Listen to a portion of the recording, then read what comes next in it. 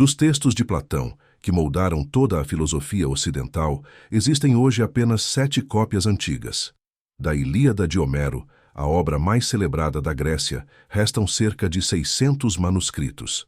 Dos 4 evangelhos, escritos por pescadores, um cobrador de impostos e um médico, chegaram até nós mais de 5.800 cópias em grego antigo, mais de 19.000 em outras línguas. Nenhum documento da antiguidade se aproxima desses números. E o mais impressionante, esses textos sobreviveram aos maiores esforços de destruição que o mundo antigo já viu. Para entender a magnitude dessa preservação, você precisa voltar ao começo. Não ao momento em que os evangelhos foram escritos, mas ao mundo em que nasceram. Um mundo sem imprensa, sem papel barato, sem nenhuma forma de reprodução em massa. Cada cópia de cada texto precisava ser feita à mão, letra por letra, linha por linha. Um único evangelho podia levar semanas para ser copiado. Os 4 juntos representavam meses de trabalho ininterrupto. O material usado era o papiro, feito de uma planta que crescia às margens do Nilo. Caro, frágil, sensível à umidade. Um rolo de papiro suficiente para conter o Evangelho de Lucas custava o equivalente a vários dias de salário de um trabalhador comum. E o papiro se degradava. Em climas úmidos, apodrecia em poucas décadas. Mesmo em condições ideais, raramente durava mais de 100 ou 150 anos antes de precisar ser copiado novamente para outro material. Esse era o primeiro inimigo dos textos sagrados, o tempo. Mas havia outros. Os primeiros cristãos não tinham templos, não tinham estruturas oficiais, não tinham proteção legal de nenhum tipo. Eram uma seita marginal dentro do judaísmo, vista com suspeita pelos judeus tradicionais e com desprezo pelos romanos. Suas reuniões aconteciam em casas particulares, em horários discretos, frequentemente à noite ou de madrugada. E era nesses encontros que os textos eram lidos. Pensa na logística disso. Uma comunidade cristã em Éfeso, no final do 1º século, consegue uma cópia do Evangelho de João. Essa cópia provavelmente veio de outra comunidade, talvez de Antioquia, talvez de Alexandria. Alguém precisou copiar o texto inteiro à mão. Alguém precisou transportar esse rolo por centenas de quilômetros, atravessando estradas vigiadas por bandidos e controladas por autoridades romanas. E quando o rolo chegava, era tratado como um tesouro, guardado com cuidado, lido em voz alta para grupos que não tinham condições de possuir suas próprias cópias. A maioria dos primeiros cristãos nunca teve um evangelho nas mãos. Eles ouviam, memorizavam trechos, passavam adiante o que lembravam. E as comunidades que possuíam manuscritos sabiam da responsabilidade que carregavam. Então veio a primeira onda de perseguição organizada. Nero, no ano 64, precisava de culpados para o grande incêndio de Roma. Encontrou nos cristãos um alvo perfeito. O historiador romano Tácito registrou o que aconteceu. Cristãos foram cobertos com peles de animais e despedaçados por cães. Outros foram crucificados. Outros ainda foram transformados em tochas humanas para iluminar os jardins imperiais à noite. Nesse contexto de terror, manter um texto cristão era assinar a própria sentença de morte. Mas as cópias continuaram sendo feitas. Durante os próximos 250 anos, o Império Romano lançou pelo menos 10 grandes perseguições contra os cristãos. Cada imperador tinha seus métodos. Domiciano exigia que todos jurassem lealdade a ele como Deus, e os que recusavam eram executados. Trajano estabeleceu que cristãos confessos deveriam ser mortos, embora não devessem ser caçados ativamente. Marco Aurélio, o filósofo imperador, permitiu que turbas linchassem cristãos em várias províncias. Décio exigiu que todos os cidadãos do império oferecessem sacrifícios aos deuses romanos e obtivessem um certificado provando isso. Quem não apresentasse o documento podia ser preso, torturado, morto. E em cada uma dessas ondas de violência, os manuscritos eram alvos. Autoridades romanas entendiam algo fundamental. Destruir os textos era mais eficiente do que matar os fiéis. Você podia executar um cristão, mas outros surgiriam. Você podia destruir o texto que sustentava a fé deles, e talvez a mensagem morresse junto. Foi com essa lógica que Diocleciano lançou, no ano 303, a mais sistemática tentativa de erradicar o cristianismo da história. O primeiro édito mandava destruir todas as igrejas e queimar todos os livros sagrados. O segundo ordenava a prisão de todo o clero. O terceiro exigia que os presos oferecessem sacrifícios aos deuses romanos ou fossem torturados até a morte. O quarto estendia a exigência de sacrifício a todos os cristãos do império. Soldados foram de cidade em cidade. Entravam em casas, vasculhavam esconderijos. Qualquer manuscrito encontrado era confiscado e queimado em praça pública. Em algumas regiões, bispos entregaram os textos para salvar suas comunidades. Foram chamados de traditores os que entregaram. O termo originou a palavra traidor em português. O estigma durou gerações, mas outros esconderam os manuscritos, enterraram rolos em jardins, esconderam códices dentro de paredes, desmembraram textos e distribuíram as partes entre diferentes famílias, para que a destruição de um esconderijo não significasse a perda total. Alguns cristãos memorizaram livros inteiros, tornando-se bibliotecas vivas que nenhuma busca poderia confiscar. A perseguição de Diocleciano durou 8 anos nas províncias orientais do Império. 8 anos de buscas, prisões, execuções, destruição sistemática. Ninguém sabe quantos manuscritos foram perdidos nesse período. Ninguém sabe quantas versões, quantas cópias, quantos textos desapareceram nas fogueiras imperiais. O que sabemos é que não foi suficiente. Quando Constantino assumiu o poder, e no ano 313 emitiu o Édito de Milão, garantindo tolerância religiosa aos cristãos, os textos ressurgiram, saíram dos esconderijos, foram copiados com urgência renovada, e algo notável aconteceu. As cópias que emergiram de diferentes cantos do Império, separadas por milhares de quilômetros e décadas de isolamento, eram extraordinariamente consistentes entre si.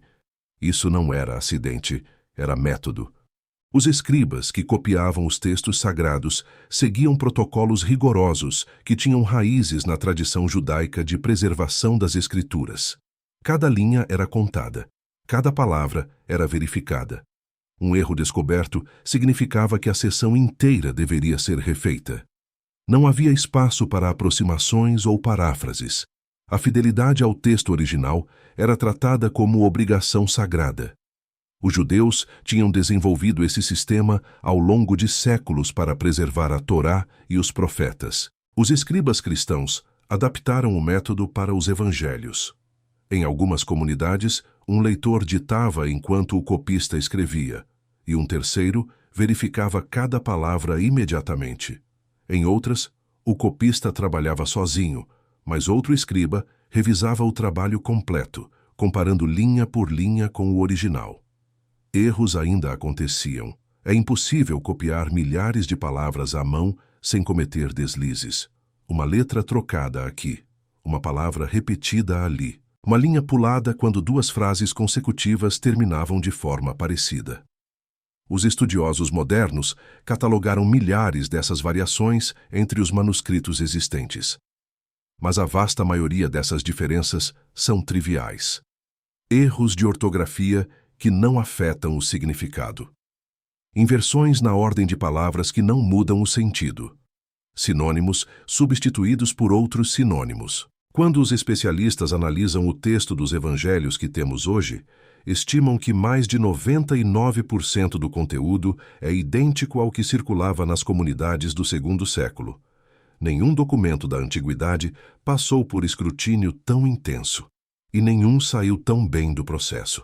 Parte da resiliência vem da própria natureza da expansão cristã. A fé não se espalhava de forma centralizada, com uma sede controlando a distribuição dos textos. Ela se multiplicava organicamente, comunidade por comunidade, cidade por cidade, cada uma fazendo suas próprias cópias e enviando para outras. Quando uma região sofria perseguição, outras regiões estavam em relativa paz, preservando seus manuscritos. Quando uma cópia era destruída na Síria, dezenas de outras existiam na Ásia Menor, no Egito, na Grécia, Em Roma, no norte da África. Era como tentar apagar um incêndio florestal soprando nas chamas. Cada sopro espalha mais faíscas. No quarto século, com a perseguição oficialmente encerrada, começou uma nova fase da preservação. O imperador Constantino encomendou 50 cópias completas da Bíblia para as igrejas de Constantinopla. Eram códices luxuosos, escritos em pergaminho de alta qualidade, projetados para durar séculos. 2 desses manuscritos, ou pelo menos fragmentos deles, provavelmente sobreviveram até hoje. O Codex Sinaiticus e o Codex Vaticanus, ambos datados de meados do século IV. O Codex Sinaiticus foi descoberto em 1844, no mosteiro de Santa Catarina, no sopé do Monte Sinai. Um estudioso alemão chamado Konstantin von Tischendorf encontrou monges usando folhas de pergaminho antigo para acender o fogo. Quando examinou o material que estava prestes a virar cinzas, percebeu que eram páginas de uma das Bíblias mais antigas do mundo. Levou anos de negociação para conseguir acesso ao manuscrito completo. Hoje, partes dele estão divididas entre a Biblioteca Britânica, a Biblioteca da Universidade de Leipzig, a Biblioteca Nacional da Rússia e o próprio Mosteiro de Santa Catarina. O Codex Vaticanus está na Biblioteca do Vaticano desde pelo menos 1475, quando apareceu no primeiro catálogo da coleção. Ninguém sabe exatamente como chegou lá. Durante séculos, a Igreja limitou severamente o acesso de estudiosos ao documento. Só no século XIX foi permitido um exame mais completo. O que os pesquisadores encontraram foi extraordinário. Um manuscrito de quase 1.500 anos que continha praticamente toda a Bíblia grega, com os 4 evangelhos em notável estado de preservação. Mas esses grandes códices contam apenas parte da história. A verdadeira resiliência dos evangelhos está nos milhares de fragmentos menores, nas cópias parciais, nos pedaços de papiro encontrados em lixões antigos, nos trechos citados por escritores dos primeiros séculos. O fragmento mais antigo conhecido do Novo Testamento é um pedaço de papiro do tamanho de um cartão de crédito, catalogado como P52. Contém apenas algumas linhas do Evangelho de João, capítulo 18. Foi encontrado no Egito e está hoje na Biblioteca John Rylands, em Manchester. Os paleógrafos dataram a escrita para aproximadamente o ano 125. Isso significa que uma cópia do Evangelho de João já circulava no Egito a milhares de quilômetros de onde foi escrito, possivelmente apenas 30 a 40 anos após a composição original. 30 a 40 anos. A geração que conheceu o apóstolo João ainda estava viva quando esse fragmento foi copiado. Existem hoje 140 papiros catalogados contendo partes do Novo Testamento. Mais de 300 manuscritos em pergaminho, escritos apenas em letras maiúsculas, o estilo antigo chamado uncial. Quase 3.000 manuscritos em letras minúsculas, um estilo que se desenvolveu a partir do século IX. Mais de 2.400 lecionários, que são livros litúrgicos contendo passagens organizadas para leitura nas igrejas ao longo do ano. A isso se somam as citações dos pais da Igreja. Escritores como Irineu de Lyon, Clemente de Alexandria, Orígenes, Tertuliano, Agostinho e dezenas de outros citaram extensivamente os evangelhos em suas obras. Estudiosos calcularam que se todos os manuscritos do Novo Testamento fossem destruídos hoje, seria possível reconstruir praticamente todo o texto apenas a partir dessas citações patrísticas. Os evangelhos não sobreviveram por acaso. Sobreviveram porque milhares de pessoas, ao longo de 2 milênios, decidiram que valia a pena arriscar tudo para preservá-los. Considera o trabalho de um monge copista na Idade Média. Ele acorda antes do amanhecer, reza as primeiras orações do dia. Depois vai para o scriptorium, a sala de cópias do mosteiro, onde passará as próximas 8 a 10 horas curvado sobre uma mesa, escrevendo à luz de velas ou de pequenas janelas. No inverno, suas mãos ficam dormentes de frio, porque fogueiras eram proibidas perto dos manuscritos preciosos. No verão, o suor escorre para o pergaminho e precisa ser constantemente absorvido. Alguns manuscritos preservam anotações dos copistas nas margens. São registros humanos no meio do trabalho sagrado. Um monge escreveu: "Graças a Deus, logo vai escurecer." Outro registrou: "A tinta é ruim, o pergaminho é áspero, o dia está escuro." Um terceiro deixou este desabafo: "Quem não sabe escrever, pensa que isso não é trabalho. 3 dedos seguram a pena, mas todo o corpo sofre." Esses homens dedicaram suas vidas inteiras à tarefa de copiar. Alguns perderam a visão depois de décadas de trabalho minucioso sob luz fraca. Outros desenvolveram deformidades na coluna por ficarem curvados por tanto tempo, mas continuaram. Copiaram os evangelhos 1000 vezes, 10.000 vezes, 100.000 vezes ao longo dos séculos. E não eram só monges. Na tradição oriental, mosteiros na Síria, na Armênia, na Geórgia e na Etiópia desenvolveram suas próprias tradições de cópia e preservação. O evangelho foi traduzido para o siríaco ainda no 2º século, para o copta no 3º, para o gótico no 4º, para o armênio e o georgiano no 5º, para o eslavônico no 9º. Cada tradução exigia novas gerações de copistas, novas comunidades dedicadas à preservação. A versão latina, conhecida como Vulgata, foi produzida por Jerônimo no final do 4º e início do 5º século. Jerônimo passou décadas trabalhando na tradução, consultando manuscritos gregos e hebraicos, vivendo numa gruta em Belém para ter silêncio suficiente para a tarefa. Sua tradução se tornou o texto padrão do cristianismo ocidental por mais de 1000 anos. Milhares de cópias foram feitas em mosteiros da Irlanda à Itália, da Espanha à Alemanha. Os monastérios irlandeses merecem menção especial. Durante os séculos de caos que se seguiram à queda do Império Romano, quando invasões bárbaras destruíam bibliotecas por toda a Europa continental, os mosteiros da Irlanda e da Escócia permaneceram como ilhas de preservação. Monges como Columba de Iona copiavam manuscritos com dedicação obsessiva. A lenda diz que Columba copiou pessoalmente mais de 300 livros durante sua vida. Verdade ou exagero, o fato é que os mosteiros celtas preservaram textos que teriam desaparecido de outra forma. Depois vieram os missionários irlandeses de volta ao continente. Colombano, Galo, Bonifácio e outros fundaram mosteiros na França, na Suíça, na Alemanha, na Áustria. Cada mosteiro se tornava um novo centro de cópia. Cada centro produzia manuscritos que eram enviados para outros lugares. A rede se expandia constantemente. No mundo islâmico, os cristãos coptas do Egito e os cristãos siríacos do Oriente Médio continuaram copiando e preservando seus textos mesmo sob domínio muçulmano. Existiam restrições e havia perseguições ocasionais, mas as comunidades sobreviveram. Seus manuscritos sobreviveram. Alguns dos mais antigos papiros do Novo Testamento foram encontrados em depósitos de mosteiros coptas, no Egito, preservados pelo clima seco do deserto.